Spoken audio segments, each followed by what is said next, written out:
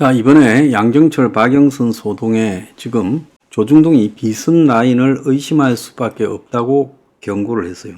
이 용산에서 이 박영선, 양정철 투톱 인선을 검토한 게 맞고 공식적으로 9시경 부인 입장을 냈지만 주변에서는 이걸 부정하는 사람이 없이 실제로 그렇게 하려고 했을 거다라는 거고, 그러면 이제 시스템 인선 자체가 완전히 흐트러져 버려서 실제 형식적인 시스템조차도 가동되지 않고 비선으로 돌아가고 있다, 이렇게 지금 해석이 되고 있어요. 그래서 대통령실에 윤곽 가까운 한 비서관은 대통령과 철학을 같이 하면 출신 당이 무슨 의미가 있냐, 그분들이 하면 좋겠다라는 게 대통령 생각이라서 유력하게 검토되고 있다고 언론에 직접 말해놓고, 나중에 대통령실이 보수층의 반발을 감당할 수 없다라는 의미에서 지금 이렇게 공식 부인을 했어요. 그러면 이렇게 언론에 흘린 비서관에 대해서 조직 체계를 무너뜨린 혐의로 단호한 조사를 할 필요가 있다라는 이야기까지 나왔는데, 대통령은 실제 박영선, 양정철에 대해서 인사 추천을 받았고 김종민도 받은 걸로 보이고, 실제로 또 그들을 하는 게 어떻겠냐고 지시했을 가능성이 굉장히 높아요. 그래서 진짜 검토했나라는 부분에서는 진짜로 검토했다라는 게 정설이에요. 그런데 이제 대통령실의 비서실장 주재로 수석급 주요 참모 회의가 열리는데, 이 자리에서 검토한 바 없다로 공식 입장을 발표했는데, 그것은 보수층의 지지도 빠져나가 버릴 수 있다라는 우려에서 그렇게 한 거예요. 아무리 총선 참패해도 총리와 비서실장 정권 핵심 자리를 민주당 출신 인사, 민주당 그것도 핵심 인사들에게 줄 수는 없다라는 거고, 특히 양정철이 같은 경우에는 야당의 이재명 쪽에서 반대할 수도 있다라는 이야기까지도 나왔어요. 그러면 공식 라인에서는 대통령이 검증하는 것, 이걸 검토하고 있는 것을 몰랐냐? 비서실장, 정무, 홍보 공식 라인에서는 박영선, 양정철을 검토한 적이 없고, 대통령실의 제3라인에서 여론을 살펴보려고 언론에 띄웠다는 거예요. 그래서 기자들도 헷갈렸고, 대통령실 핵심 관계자는 황당한 이야기인데 대통령이 그렇게 하겠나 했지만은 자기도 상황을 전혀 모르고 있다는 거예요. 인사 업무와 무관한 대통령실의 한 관계자는 대통령과 철학을 공유한다면 당적이 무슨 의미가 있냐, 유력하게 검토하고 있다고 했다는 거예요. 자, 이런 상황이 벌어지는데 여기서 이제 중요한 것은 인물이 아니라 정책을 가지고 앞으로 이 위기를 돌파해야 된다. 그래서 내가 국민들 앞에 개혁 쇄신을 가지고 서민 보수를 위한다라는 대통령의 인식을 보여줘야 되는데, 자꾸 인물이나 꼼수를 가지고 정치 공학적으로 돌파하려니까 이런 상황이 벌어지고, 어제 슬쩍 뛰어보니까 이 여권의 거센 반감이 생각보다 훨씬 컸어요. 정권의 대척점에 있는 인물들을 앞에 세우고 위기를 돌파하냐? 만약에 이렇게 한다면 같이 몰갈 거다라고 말하는 여권의 인물들이 많았고, 보수에도 포용해야 될 사람이 많은데 이 뭔 짓거리냐? 총선에 책임지는 과정이 진지해야지 이렇게 하면 되냐?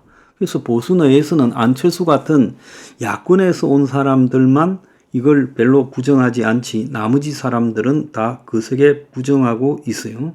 그런데 여기서 이제 가장 보수 언론들이 비난하는 것은 비선 라인이 의심된다는 거예요. 그래서 비서실장 등 비서실장 수석 등 대통령 핵심 측근이 아닌 비선에서 이 문제를 몰래 언론을 했다.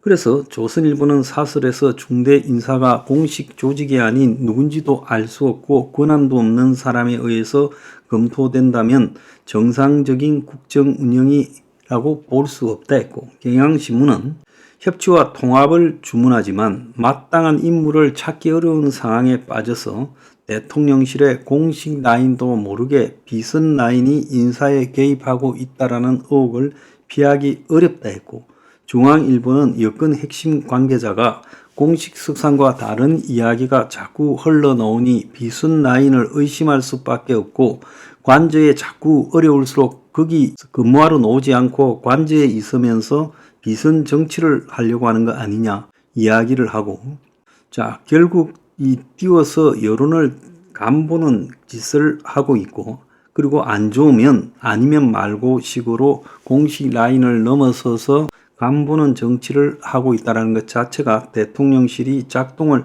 못하고 있다는 걸 보여준다는 거죠. 동아일보는 협치가 아니라 선을 넘은 것이다라는 친윤의 말을 인용했고, 자, 윤이 이렇게 나오면 거기에서 총리하려는 사람이 아무도 없을 것이다라는 이 야당 인사의 발언도 있었어요. 자, 그래서 이런 윤의 지금 인식이 구청장 하나 진 것 같고 뭔 호들갑이냐고 지난해 10월 윤이 이런 말을 했던 것을 상기시키며 윤의 남은 3년이 정말로 걱정된다. 오늘 중앙일보에서 칼럼이 있었죠. 잘못은 알지만 고집은 꺾기 싫어하는 성정의 발언이거나 적당히 버티면 해결될 건데라는 오판에서 내린 결정일 거라 얘기했는데, 지금 윤을 돌이켜보면 뭐가 잘못된 건지에 대한 인식이 국민들 일반과 아주 다른 것으로 보인다. 그래서 강서구청장 선거 지고 웬 호들갑이라고 말했던 윤의 발언, 이게 지금 와서 보니 맞다는 거예요. 오늘 조선일보 김창균 칼럼도 180석 참패보다 받아들이는 자세가 문제라며 업적 평가를 못 받았다라는 담화, 한동훈 탓으로 돌리는 패인 분석, 192석 야당발 특검 해오리, 자, 8석 안전판으로 부결시킨들 자기 정권에서 재수사가 불가피한데 무너진 정권의 체력을 제대로 인식을 해야 된다는 거예요. 의대 정원 관련해서도 2,000명 정원 타당성을 53분간 설명했는데 결국은 2,000명 고수로 국민 앞에 총선 앞두고 읽혔고, 정책실장이 2,000명에 매몰되지 않는다고 했지만은 말을 못했지만 헛수고였고, 이번에도 13분간 총선 패배 국무회의 담화에서 하지만 그러나 보태가지고 사설을 달았어요. 나중에 마이크 끄지고 난 뒤에 죄송하다는 말을 했다고 비서실장이 보탰지만 의미가 없어요. 궁극적으로 현실 인식 자체가 자기 편의적으로 인식하고 있다라고 보고 있어요. 매경은 대통령 사과에서 빠진 것이라고 하면서 국민들에게 달라지지 않았다고 이렇게 느끼게 만들었다. 죄송 송구 같은 사과 표현이 없었다. 몇 시간 뒤에 이런 게 있다고 했지만 국민의 화만 돋구었다. 이렇게 보도를 했어요. 자, 일부 정치권에서 연정 수준으로 야당과 소통을 해라라는 말하는 사람들이 있어요. 주로 야권 인사들이거나 중도적인 사람들이 이런 말을 해요. 그러면 이렇게 하더라도 연정 출신으로 하려 그러면 야권에서 받아들일 수 있는 사람으로 해야 되고, 보수에는 연정으로 갈 수밖에 없는 사연을 설명해야 돼요. 그런 고민이 없이 너다접시 자기하고 가깝다고 비선 풀어서 사람 흘리는 행태로 해서는 곤란하다는 거예요. 그래서 윤이 현실 인식에 지금 장애가 좀 많다. 이게 너무나 많은 비선 때문인가.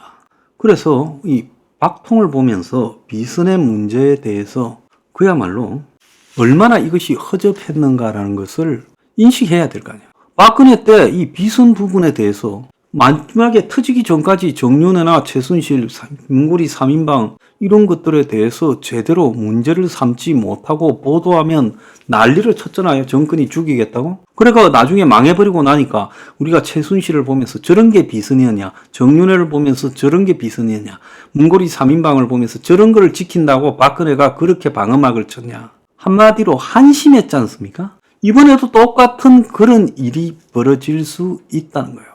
그래서 험한 꼴 당하기 전에 정신 똑바로 차리라는 겁니다.